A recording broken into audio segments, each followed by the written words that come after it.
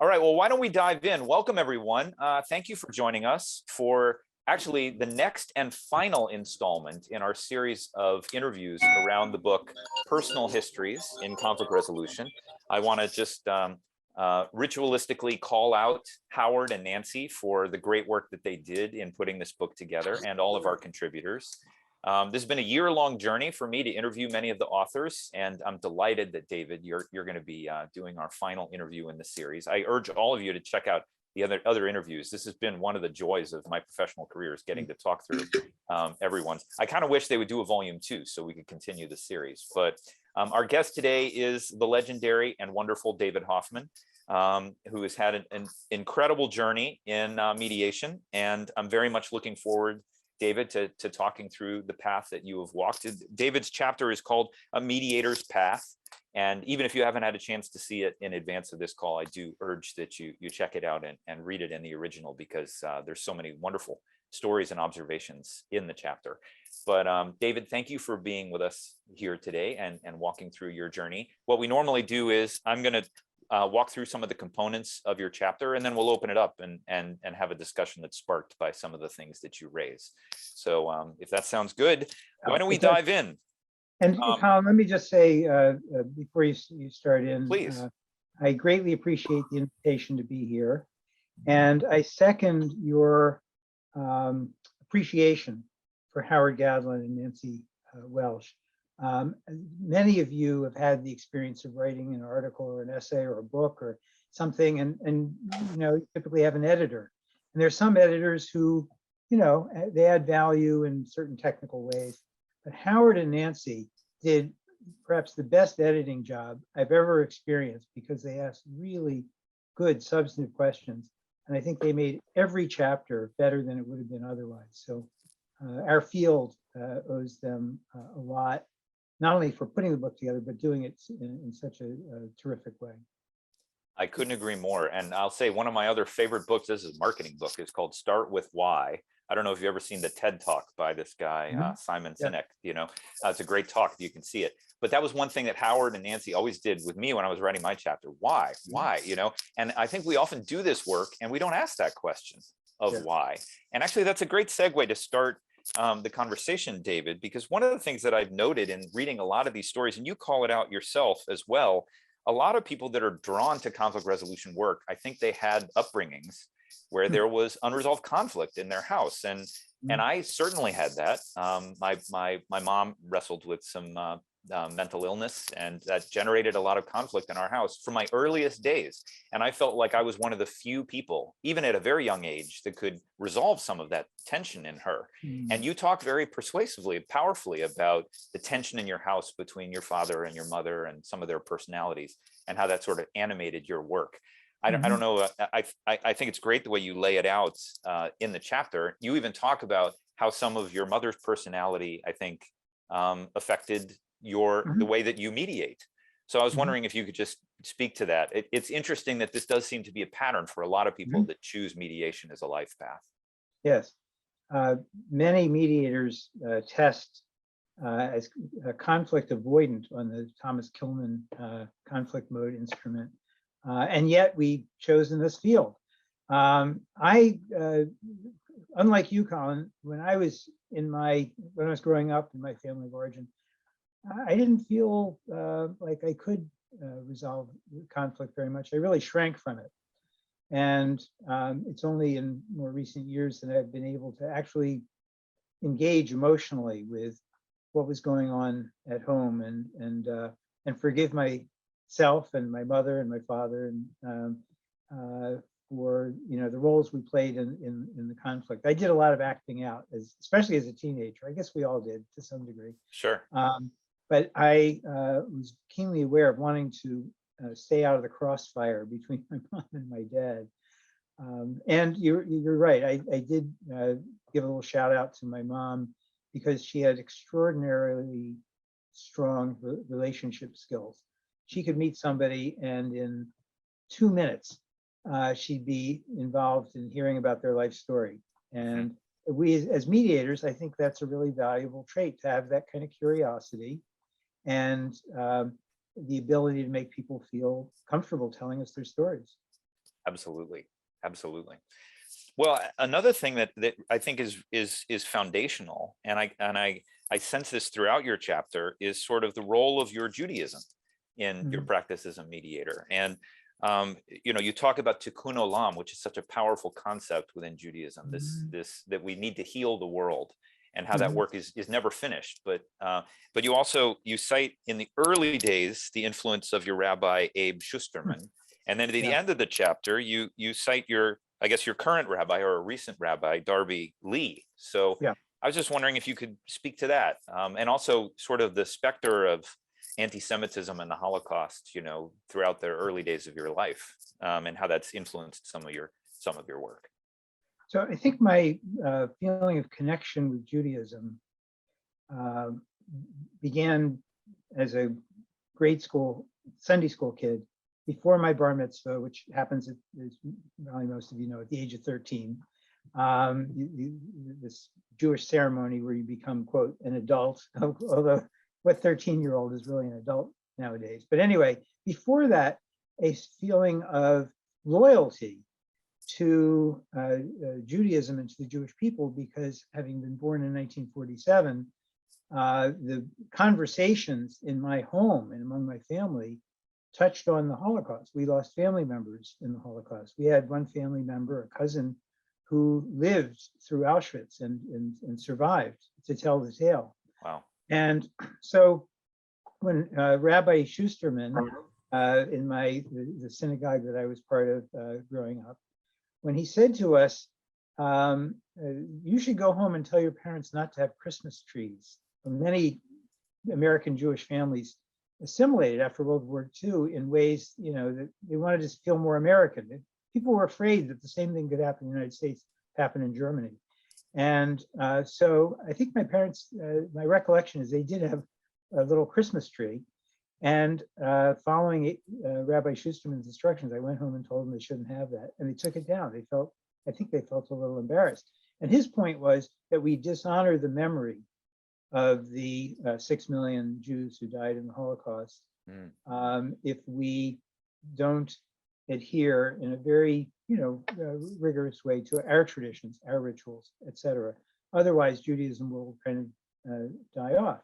So that was sort of a feeling of connection to a group loyalty. But then I had my bar mitzvah, and Abe Schusterman was very tall, and he had kind of poofy hair on the sides, and he was bald. And in my childish imagination, I thought if I could see the face of God, it would look like Abe Schusterman. It would be Abe. Okay. It would be Abe Schusterman, right? And so when he held out his hands over me in the bar mitzvah, and may the Lord bless you and keep you, and may the Lord let his, note his, it could have been her, his countenance shine upon you and grant you peace. When he gave me the priestly blessing at my bar mitzvah, it was my first spiritual experience. It was my first zap of, oh my God, there's something beyond, something deeper than what we see around us. There is divinity. I thought then divinity outside us. I've come to think there's divinity inside us. And Colin, I know you and I have somewhat different views about mediation as, quote, a spiritual practice. And maybe we'll have time to talk about that. But in any event, Abe Schusterman had a big influence in awakening not only my loyalty to Judaism, but my feeling about spirituality. Sure, now, sure. To fast forward, Darby Lee, my current rabbi, is a social activist and a political activist and a fantastic rabbi, very spiritual person. And in this chapter, I quote some wonderful things he said. And I'll just mention them quickly. So one of them is that the Talmud says to heal the world, tikkun olam, is our duty, but we can't complete the work, but neither can we desist from it. And then Rabbi Darby added this wonderful gloss. When you are feeling overwhelmed by the brokenness of the world, and I'll bet there are many of us, if not most of us, if not all of us in the Zoom room, who at times feel overwhelmed by the brokenness of our world. He said, remember that there will likely be some corner of that broken world where you are uniquely situated to do good. And I think that we as mediators, day in and day out, find ourselves in such corners. And so for me, the connection of mediation with healing the world and with my Jewish upbringing is a direct line. And I appreciate your asking about that. Sure, sure.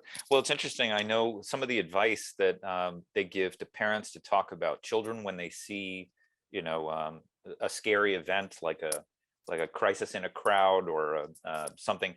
They said they tell kids to focus on the people who are coming to help. Focus on the fireman, focus on the ambulance driver, focus on the people, because it's like you said, this terrible thing has happened, but there are people who can do something to make it better, and focusing on that, it sort of gives you a different perspective on the crisis. Yeah. It's not that we can prevent all bad things from happening. Right. So I love that. Well, another thing that I'm sorry, please. Before we leave that topic, I just want to mention one other thing, because not all of us in the Zoom room come from the same faith traditions, and some people don't come from a particular faith tradition at all. I don't think Judaism has a corner on this kind of wisdom. I think every faith tradition and non-theistic philosophical traditions have very similar lessons to teach us. It's just that I happen to grow up in this particular one, and it feels very connected with mediation work. Yeah, back to you. Well, no, excellent point. I'm not Baha'i, but I know quite a bit about Baha'i religion. And one of the things Baha'u'llah wrote was that all religions are paths up the same mountain. And I'm a secular humanist. I mean, I'm married to a Jew and my kids are both Jews. So I call myself a Junitarian. But, I think we're all walking the same path and looking for lessons. So there's wisdom to be gleaned from every direction. But actually, one of the other things that I think is really powerful, David, about your career is your commitment to racial equality, to dialogue across difference, to all the way back when you talk about your high school years, you marched in picket lines with CORE, and you even mentioned that Abe Schusterman was one of the leaders of civil rights marches to desegregate Baltimore's public facilities. Now, this is early. This is early in the 60s. And obviously, I want to talk about how that's led to all the work you've done at Harvard and beyond. But it seems like this is a commitment that came from some of your earliest days. And you talk also about, coming at this, I think a lot of white cisgendered males like you and me are frightened of these kinds of conversations. But it's clear this is not something that's only become a recent priority for you. This is something throughout your life. And that Abe was doing that, I was wondering how much this also came out of some of your Jewish education and the values that came from that community. Yeah, he was definitely a role model. And the reason we were marching in the streets of Baltimore, picketing the department stores that wouldn't hire Black people, is, I would say, largely because of his example. It was also a time when, even if I hadn't had the good fortune of being influenced by Abe Schusterman, the times they were changing. And a lot of people found their way to those picket lines and protests, and particularly the anti-war movement in the mid to late 1960s and early 1970s, because there was a lot of brokenness in the world. There's a lot that needed to be done.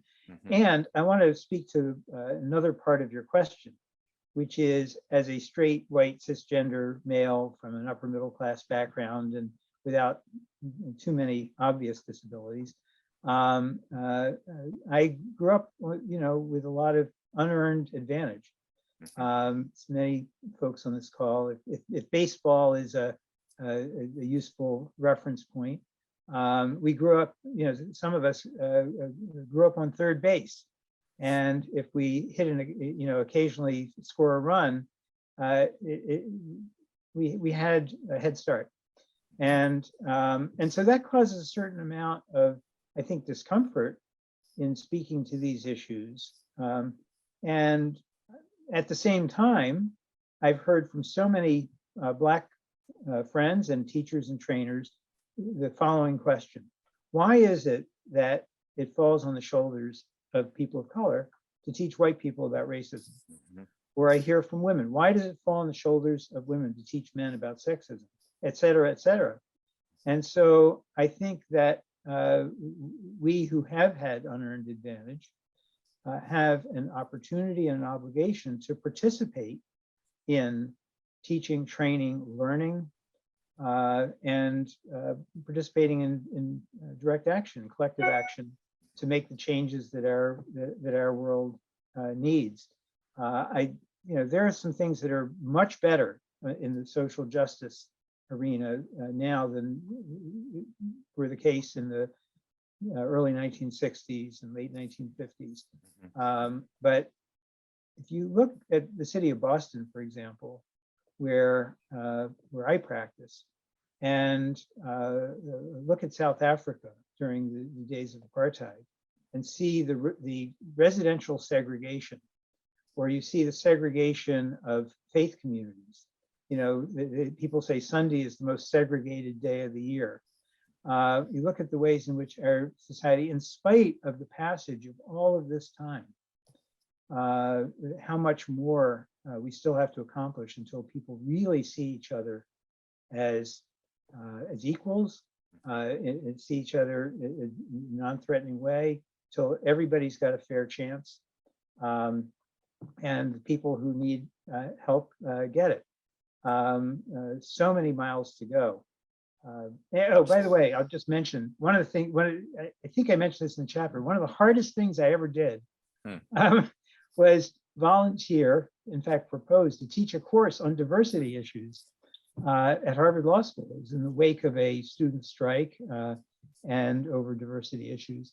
And I was already teaching about diversity in my mediation course, so I proposed a course, and that's the most nervous I can recall being. I'm saying, that's what I'm saying. It takes guts. You're steering into a conflict there, and you talk about the issues at Harvard Law School with the black tape over the shield, and all of that. I mean, what an environment of tension, and then to steer right into that as a middle-aged white guy and say, hey, I'm going to teach this class. I mean, that's pretty gutsy. Well, I had a Nigerian Muslim woman, doctoral student, Rabi Adekande, who was my teaching assistant, and she agreed to help with the teaching of the course. And so that made me feel a little bit more confident. Even so, our universities today, our society, they're not well equipped to talk about these issues.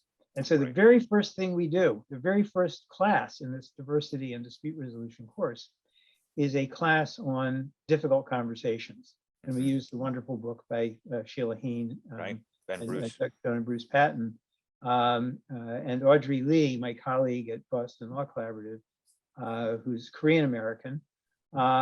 The two of us lead that class, because before we can get down to talking about race and gender and disability and sexual orientation, et cetera, we need to talk about talking. Absolutely. Well, I actually had a whole series of questions I wanted to ask you about that class, but it's hard because we're jumping around to all these great topics. Let me just cover a little bit of your journey, because I want to get to the practice stuff, because that's where we really open it up and have everybody. And you can see we've got a great community of practitioners here. But I want to say also, teaching in law schools is interesting, because I meet so many students that are, I think they call them fresh outs. They go straight from undergrad into law school, and then law school is about teaching them how to think like a lawyer. And one of the things that I think is so interesting about you is that you had a fairly sizable chapter, between college and then becoming a lawyer. And you were a woodworker, and you got a PhD in American Studies, and you had a whole life. And then you were like, well, do I want to be a psychotherapist, or do I want to be a lawyer? And then you made the decision to go into law. And I wonder, how much that deepened your approach to the law, that you had that much life experience, and that you had all of that thinking about which path do I want to take before you went to law school, because you're spending a lot of time, obviously, with law students these days. They probably might not be as circumspect about how they want to build their practice. So I just wanted to ask you how that shaped your approach towards the law. Sure. So first of all, you just gave me a doctorate that I didn't actually earn. Oh yeah, you didn't finish it. You got close. That's right. That's right. All but dissertation. So you're on the right track. ABD. That's fine. That's right. And in American Studies, and I think I did not continue with my dissertation and that academic journey because the market was bad. In my particular field, American Studies. Had the market been different, I could very well have had a different career. So there's a certain amount of serendipity in all of our career paths. But having done that step in the path of kind of exploring academia, gave me a feeling of what that would be like. And then when fellowships dried up and I became a woodworker for 7 years, I learned a lot about business. I created a business. I wound up selling my business for enough to put me through law school. Wow. And so when I arrived in law school, I already had a mortgage, a spouse, 2 kids, and I think you experience law school differently when you have already had those kinds of life experiences, created a business, sold a business, bought a house, etc. And you kind of I found that I kind of took my studies more seriously than I might have otherwise because the stakes were very high. Right, yeah. And having experienced conflicts of various kinds in my business, for example, when I went to sell the business, I had 2 different people who wanted to sell the business, and one of them was threatening to sue me.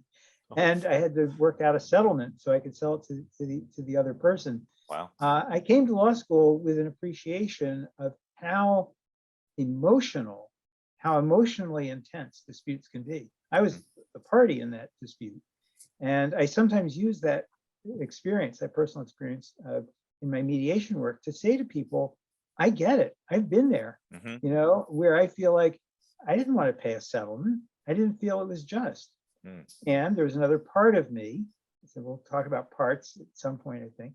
There's another part of me that was trying to be practical about getting my business sold so I could go off to law school. So yes, all those experiences were useful, and I did consider being a therapist. And so I think there's some serendipity in the fact that I wound up going to law school, hoping to make a good living. Met Frank Sander, who's my law school advisor. Right. Did not use that connection well at all, because I didn't want mediation as my career. I wanted litigation. I wanted to fight the good fight. Right. And then having been a litigator for a bunch of years, like many mediators, saw what a blunt instrument litigation was, found my way to mediation. So I guess what I would say is my path certainly was meandering. Right. And I feel like I arrived at a point in the path that feels like a good fit with the various things that are of interest and concern.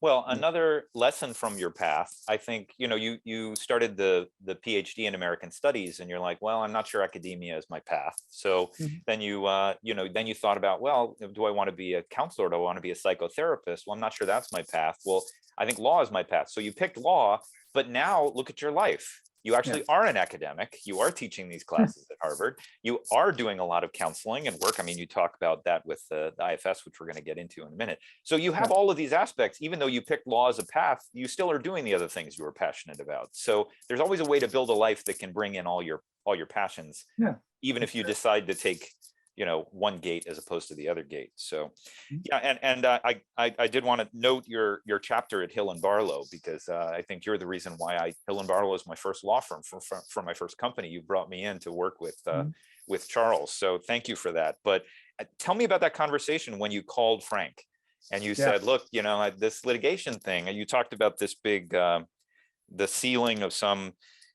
gigantic grocery warehouse that went on for 9 years. And you're like, I don't want to spend my life doing this. So you called Frank. So what was that conversation like that you had with him? Well, Frank Sander probably got, a lot of these calls every week from disgruntled former students and, lawyers.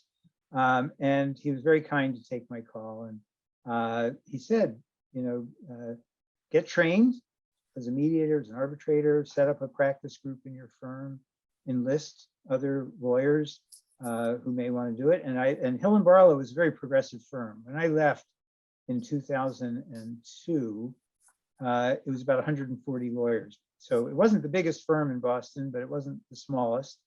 And well, it was legendary. Didn't they represent Sacco and Vanetti or something? Yeah. So it was. And we had 4 governors of Massachusetts from Hill and Barlow: Mike Dukakis, Bill Duvall. Well and Duvall Patrick, yeah, Right. among others. And it was quite a wonderful firm. I was there 17 years. With 1 year, I took 1 year off to be the staff attorney at the ACLU. I also took 6 months off as a sabbatical to hike the Appalachian Hike the trail with your son. son. Oh, that's Yeah. amazing. Amazing. So my 17 years stay at Helen was really only 15 and a half years, but what a great apprenticeship with some wonderful lawyers. And Frank said, maybe Helen Barlow will be a hospitable base for creating an ADR practice. And it was. And the firm supported me in creating an ADR practice group and taking on cases, even though the court referred cases didn't pay as much as my regular hourly rate. They were okay with that. So That's great. I felt blessed. Yeah. Well, this takes us to Carl. So Carl, thank you for your patience, because I want to start to talk about Boston Law Collaborative and talk about the collaborative law movement. But it sounded like Frank opened up some of these possibilities to you, and then you started to think kind of about, well, how can we reinvent legal practice? How can I take the things that I'm passionate about and pursue that? And I think that was your vision in putting together the Boston Law Collaborative. So talk to us a little bit about how that came together and your vision for it, Sure. and how it's evolved over the years. And Carl, please feel free to reinsert your question at this stage in the discussion. Yeah. So I think, Carl, when you posed the question, it was before the recording is happening and before some people joined. So before handing the baton, Carl, to you, I just want to say a word of appreciation to Carl, because he's been one of my mentors and role models in the field, because I think you bring psychological insight to the work of mediation in a way that is really powerful. And just your manner, your presence is something that inspired me. Here, here. So, David. yeah. So you had a question about Boston Law Collaborative. I'm happy to answer it. Well, the question is, if there are other things, anything like the BL, the collaborative, I don't know it around the country, and certainly there are few of them. And the question is, you were just talking about Hill and Barlow having 140 attorneys. Well, where are the examples of mediators really working together with a team, with a firm, etc.? There are very, very few, it seems to me. And just talk to that if you would. Yeah, sure. So let me talk first to the vision and then to the obstacles and why we don't see many Boston Law Collaboratives around. So I'm out there in the year 2000 hiking on the Appalachian Trail with my son. It took us 5.5 months to get from Maine to Georgia. Great experience. And but you also spend a lot of alone time out there. My son hiked much faster than me, so I was often alone with my thoughts. And one of my thoughts was, I grew up as kind of an anti-establishment hippie, countercultural political activist. What am I doing at Hill and Barlow, which is a very, kind of conventional White shoe. White shoe firm, excellent firm. And I had never aspired to be part of the establishment. And there are certain diseconomies in practicing in a firm like Hill and Barlow. I don't need a law library to mediate. I mean, it's helpful every now and then, but now, of course, nowadays you can use the internet. So I didn't need platoons of paralegals, and associate attorneys. And because I wasn't using those platoons, I wasn't generating profit for the firm in the same way that, the pyramid structure of partners and associates and paralegals, that's the model. So it felt like, square hole trying to fit in a round peg, something like that. And I began to think about what would it be like to be off on my own, to sort of recreate the experience of setting up my woodworking business, except this time it would be a law and dispute resolution practice. And I thought, yeah, I think I would like to do that. But I came back to the firm and spent another a year and a half out of loyalty to the firm for its having supported my sabbatical. And I didn't want to ruin the sabbatical policy for others who followed me. Like, oh, we let him go on a sabbatical and then he never came back. What's up with that?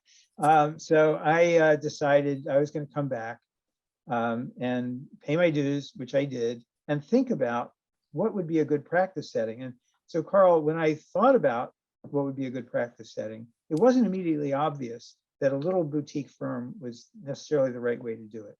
That maybe I should join, there's a group in Boston, a wonderful group of mediators called the Mediation Group.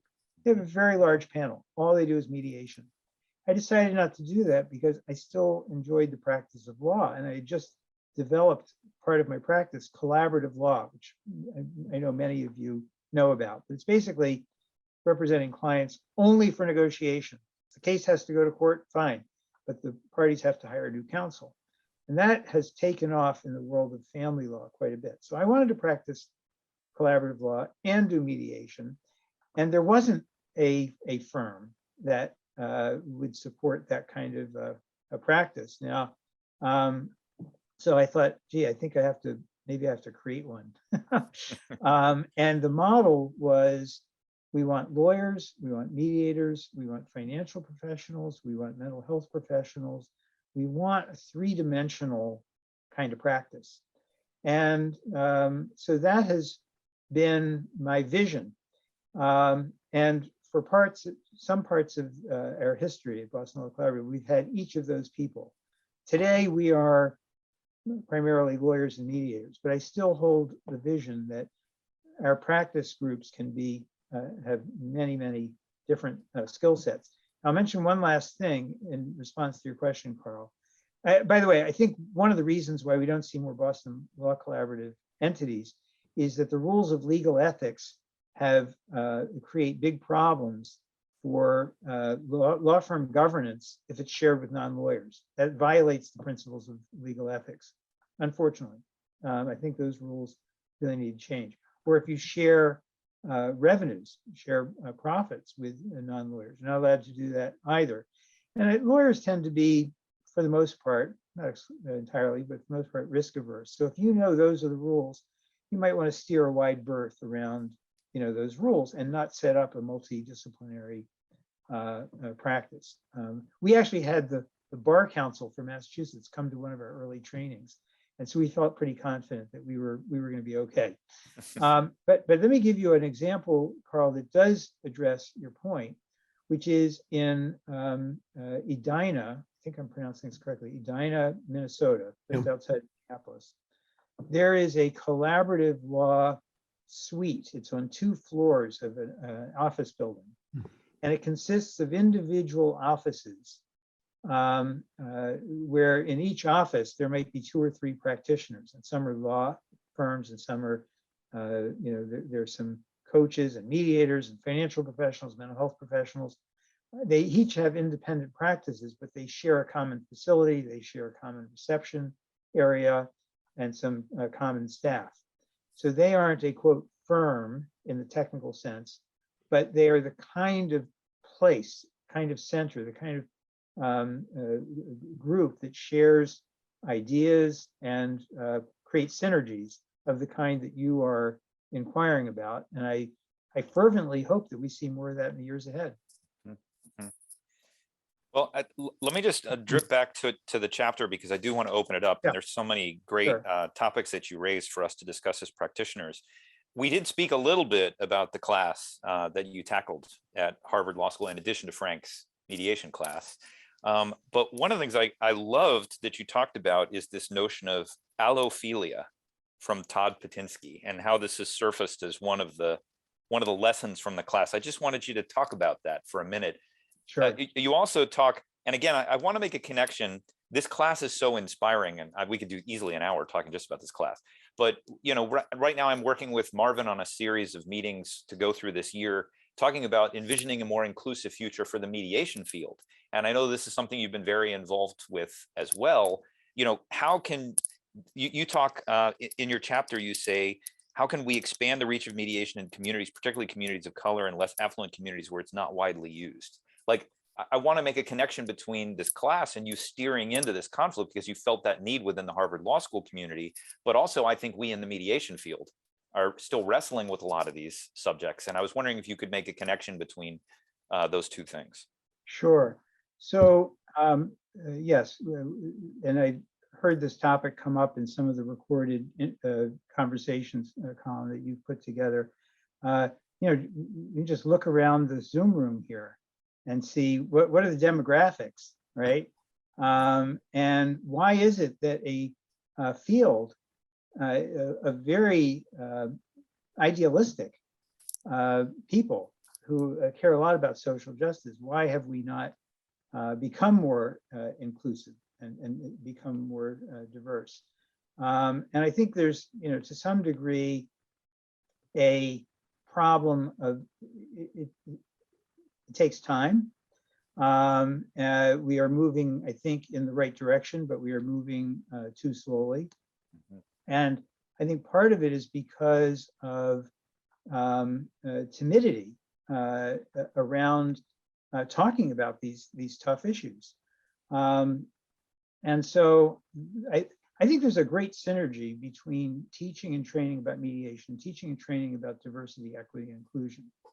And I think that pursuing both of those endeavors is something that will help us expand the ranks of our field. I think we also need to be more proactive about the where we do trainings and doing outreach in communities where people of different socioeconomic status and race and ethnicity live. Also creating peer mediation programs. I had as a guest speaker in my diversity course, wonderful mediator named Helen Winter, a mediator from Germany. And she and her colleagues in an organization called Resolute, if you want to Google it, the E in Resolute is a backwards 3. And what they did, they work with immigrant and refugee communities. And what they realized was that providing mediation services in those communities was not going to be as powerful an intervention as training mediators to do peer mediation. By the way, I've just put in the chat a link to an article about the diversity course, which takes a deeper dive. So if those of you who are interested in possibly teaching or training, and you're looking for an example, in this case, Harvard Law School, embracing the idea that we need to make this part of the standard curriculum. I offer that as an example. And the course, by the way, the students in the course are very diverse. And so they're going out into their communities in the United States and elsewhere and bringing the message of how mediation is a very powerful intervention. So with time, Colin, I think with time and intention, Martin Luther King said the arc of the moral universe is long, but it bends toward justice. And Rabbi Darby Lee said, yeah, it bends toward justice if we push it. Yeah, so, but it's not a smooth curve, definitely. True. Yeah. True. Yeah. Well, I also, you call out the 3 guys. I think many of us on this call know that you and Homer and Daniel are really close buds. And I just wanted to give you a chance to talk about how your friendship with them has shaped your practice. And I know you've done a lot of projects together with them. So we have, the 3 of us have done some trainings. And so we come, there is both racial and religious and also class difference among the 3 of us. And so in addition to sharing stories about mediation and being kind of a peer supervision group, it's also been a learning experience about difference and seeing people more 3-dimensionally. So I encourage mediators to do what the therapists of the world do. They have peer supervision groups.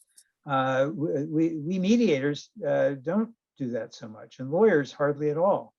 And if you're going to create a peer supervision group, that creates an opportunity for reaching out to people who are different from yourself. And that helps support a more diverse, equitable, and inclusive field. Absolutely. Well, the last thing I want to talk about before we open it up to a wider conversation is I was fascinated by your discussion of the IFS model, the internal family systems model, and how it's kind of informed your mediation practice. So I was wondering, maybe you could just give a quick description of kind of how it works and how it affects your work in mediation, because I think it would really resonate with the folks on this call. Well, let me ask for a show of hands first. How many of you have ever heard of, or perhaps have training in, the internal family systems model? Okay, well, so we have a licensed psychologist, Carl, who knows about it. Actually, Carl, if you wouldn't mind just saying a word, is that a model that you use in your practice, or you just happen to be familiar with it? I want to talk about the relation between therapy and mediation and its overlap, but no, I don't use IFS much. So this is yours. Okay.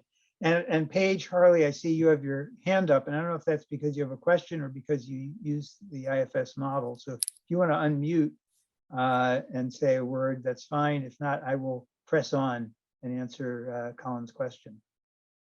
I was just saying that I am aware of IFS and do use it. I use a trauma approach to my mediation. Yeah. Well, thank you. For those of you who want to take a deeper dive, if you go to my Boston Law Collaborative website, there's a list of articles on my profile page, and there are a couple of articles there you could click on and read about the usefulness of this model in mediation. It's called Internal Family Systems Model, created by Dr. Richard Schwartz. And the family part is kind of a misnomer. Dick Schwartz has said, yeah, I think if I could go back in time, I would leave that out. Just call it the internal systems model. He was a family systems therapist. What he noticed was that his patients would come to him and say, you know, a part of me, you know, wants to, you know, strangle my, you know, my sibling, and a part of me wants to, you know, heal our broken relationship. And when I say strangle, I mean that figuratively, but you know, and part of me is just scared to even talk about what's wrong with our relationship. And the internal family systems model is not so much about the relationship between these two siblings, but rather, what are these different parts? You know, why is one part wanting affiliation and the other part is expressing anger? And in the mediation room, we often encounter that kind of ambivalence. A part of, you know, sometimes the clients don't articulate this, but we can help them articulate. It sounds like, you know, a very angry mediation participant. It sounds like a part of you feels this is an important issue of principle and you want to go and wants to go the distance here. And another part of you is trying to be very practical and settle the case. And so there's an angry, you know, protective part, and there's a manager part. And then there's this self energy that is like our spirit, our soul, our heart, you know. And one of the things we can use this model for is to help people make room, get the parts to kind of step away for a little bit and make room for the mediator inside, our self energy, to hear the parts and come up with a wise decision. And so I'll sometimes say to a person, maybe in a caucus session, so one part wants to go the distance, one part wants to settle. Can you feel that, you know, I think we all have a mediator inside us that helps us hear these parts and, you know, manage their conversation. And I wonder if you can feel that mediator inside you. And the answer is often yes. And I don't do this with lawyers. When I'm mediating a commercial case where they're, you know, a room full of lawyers, they tend to be not only not that interested in going there, although they might be on a personal level, but they have a professional duty. And their feelings about what's going on are irrelevant. And so I do this IFS, I use the IFS model more often when I'm doing divorce mediation or family business mediation. But in one of the articles that's on my website, and Jim Milana, thank you for posting a link to a video in which I give a talk about the IFS model. In that video, I describe a situation like the one I just described. I'm talking to a sex discrimination plaintiff, a woman who got laid off from a high-level job, replaced by a man who was then given a different title and job description, but he was doing the same work. she had a very good case. She was offered $250,000, and I had to help her make the decision about whether she's going to take the money or not. And we had exactly that kind of colloquy about her parts. And so she found, and her lawyer was sitting there in the room with her. So it's not that you can't use this in a commercial setting. It just is sometimes not as easy to use it. But here's the big takeaway, in my opinion. I encourage you to look at that video that Jim posted if you're interested in this. The big takeaway for me about the internal family systems model is that it helps me be more self-aware of my parts. Because I have parts that get annoyed with the parties, for making the DMMM model. Don't mess up my mediation model. I love that. That's right. I have a part. I call that part my dumb part, DMMM, because it stands for don't mess up my mediation. So when one of the parties or one of the lawyers is making my job more difficult, I get angry. I'm trying to do a job here. Can't we all row in the same direction? Now I have to make sure that that part doesn't take over the helm of my little tugboat, because that part is not going to help me settle the case. I have to ask that part to stand down, just create some space here for curiosity about, tell me more about the intensity of your feeling about that particular issue. I get it. This is something you care passionately about. Tell me more about that. If I can get my angry parts to step back and open up my heart, open up my self energy to the other person with curiosity and compassion, I have a much better chance of settling a case, because I have a much better chance of hearing what's truly on the mind and lodged in the heart of the people that I'm working with. So that's the smallest of thumbnail sketches about IFS. I love it. Anybody who wants to communicate with me offline, just be prepared that I'll probably chew your ear off about it, because it's something that I think is really useful. That's great. Yeah. No, that's great. And it's funny, I was originally trained by the Quakers, and they talk about inner light. And I think there's a lot of resonance between self and inner light. And I think we often talk about mediating between the parties, but I love this. This is almost like mediating within the parties, And, my dad used to say, he was a very thoughtful guy. He would say, look, there's a part of me that has these bigoted thoughts, but there's a part of me that also wants to fight that. And I have to do this. We all have these, we contain multitudes. And, it doesn't mean that, we have multiple personalities. We all contain all of these conflicting ideas. So to think that each party is one perspective and they have one, I really love. And I want to open it up to the rest of the participants too, to see if they have comments or questions about that. Does anyone else want to comment about? Yeah, I see Jim has got his hand up. Yeah, Jim, some of this discussion reminds me of parts theory with Grinder and Bandler and NLP. And coming back to the difference between therapy and mediation, and I'm not an expert on this, so I'm really asking the question from really being an idiot on it. If it's therapy, it would seem to me that the professional involved might have a goal of trying to integrate all of the parts, to create optimal peacefulness and integration within the individual.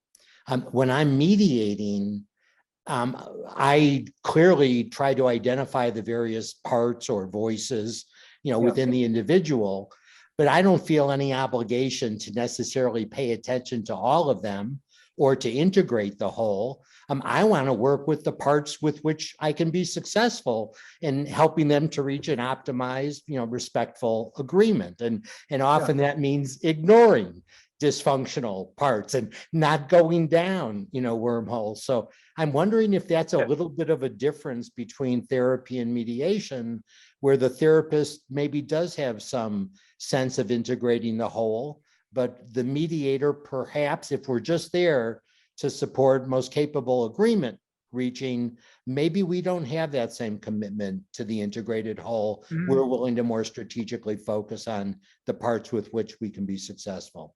So let me give two quick responses to your point, Jim. And then by the way, is there anyone besides Carl who's a a mental health professional in the room, because you might be better qualified than I am, and I know that Carl is, to answer this question. But I'll give you my thoughts. Mediation is not therapy, but it can be therapeutic. And so we can do what you described, Jim, which is get the parts that are creating the problem to just step back a bit, so we can do some problem solving and make room for the problem solving parts, the manager parts that know how to do a deal.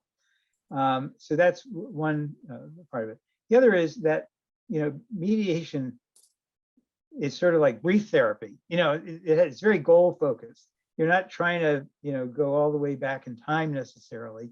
The analogy to psychotherapy, the IFS clinical model might be more like long-term therapy, because you're trying to help people heal their exiles. So we have parts inside us, the wounded parts that carry around shame and hurt and sadness.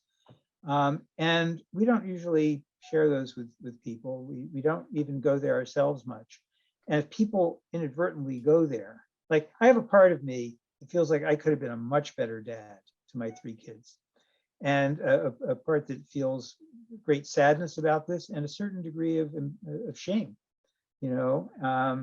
and if I'm accused of doing something, where I haven't been a good dad, that wound gets re-stimulated, and there's a part of me that wants to respond in an angry and defensive way. I know that's very unproductive. So, but therapists go to the exiles. Therapists say, let's hear about that feeling of sadness or shame or woundedness, and see if we can heal that, so you won't need so many protective parts keeping people away from it, keeping you away from it. And we mediators, we don't go and hang out with the exiles. That's for licensed professionals to do. We just try to get the gladiators to take a step back and let the managers come in and settle the case. So I think that's consistent with sort of the model, Jim, that you were describing. And Carl, if you don't mind my handing the baton to you for a moment, because you said you're interested in exploring that, if you can give us like the 1-minute version, and we can follow up with you later on a longer version, is whether you see it the way Jim does. Probably it'd be a long conversation, but I think we're in a different place. The word therapy comes from a Greek root, which means to attend to. So anytime you attend anybody, it's therapeutic, which does not make it psychotherapy. But that wasn't what I wanted to ask you, David. Okay. What I'm interested in is, I know now for whatever, a good decade plus, you've been interested in IFS, in a therapeutic intervention. I'm aware that I settle a lot of cases using my therapeutic skills, and I'm well aware, I think many times, I don't know how anybody else would solve this. And I think that there's more of a place for the integration of therapeutic skills and not so much leaning on the legal ones in this field.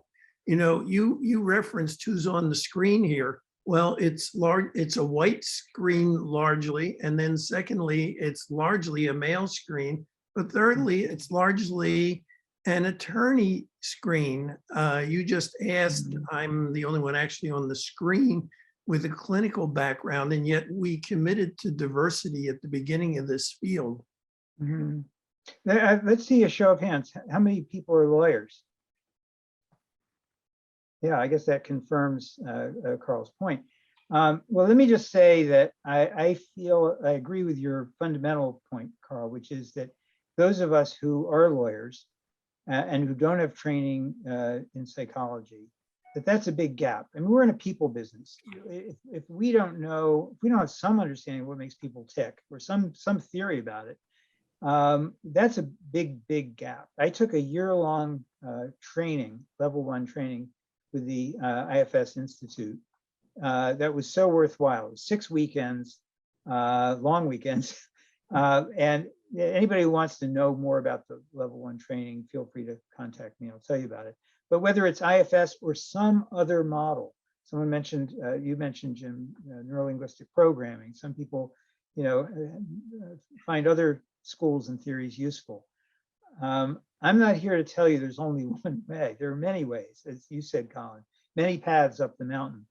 My pitch is that if you want to get up the mountain, one of the tools in your toolbox needs to be a deep understanding of human psychology. And some theories, fit people better than others.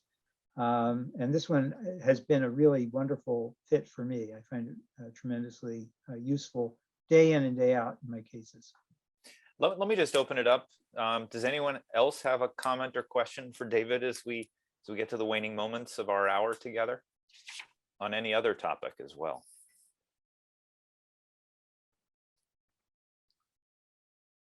Hey, I apologize for so many questions, and I'll defer to anybody else here. But the other thing I wanted to ask you is, you worked on behalf with CORE, you were in SDS. That's pretty unusual for most folks that I know.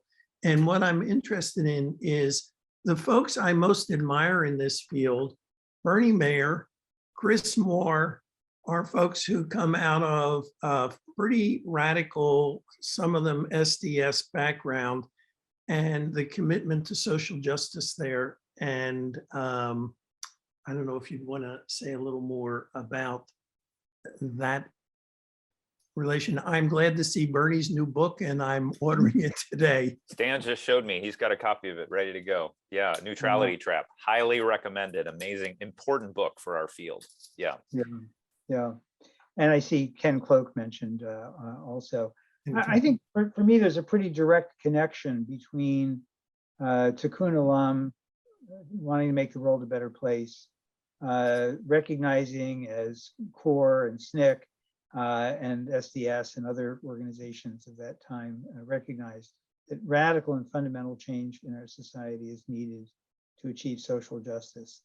A very direct line between those impulses and what we do in the mediation room to try to solve problems, one at a time. The ripple effects of our settlements, the ripple effects of our deep engagement with people can often be profound. So the fact that we operate at the retail level as opposed to on the world stage, as some mediators do operate on the world stage, I think shouldn't be a distraction or an impediment. We all can find corners of the world where we can do good. And my wish is for everybody in this Zoom room that we continue to find those corners and we continue to bring some healing where we can. David, I was actually going to ask you to read a passage from your chapter, but what you just said, I think, wrapped us up even more beautifully than the passage I was going to ask you to read. So I think maybe that's the place where we leave it, because we're at 11. But I just wanted to say thank you so much for spending this hour with us today. Thank you for this chapter, but also thank you for your great and inspirational work in the field. You talk about reflecting on your mortality and looking back over your shoulder and thinking about your footprints through the field. And I don't know if you're ever going to get an official feedback from the field on what that is, but I will speak, I think, for the people on this call to say you've left a very inspiring example to all of us about what the mediator's path can look like. So thank you for that. And could you all please give me a round of applause to thank David for his time today. Thank you for being here. It's good to be with you all. All right, Good thanks night. everyone. Please stay healthy, keep in touch, and we'll talk again soon.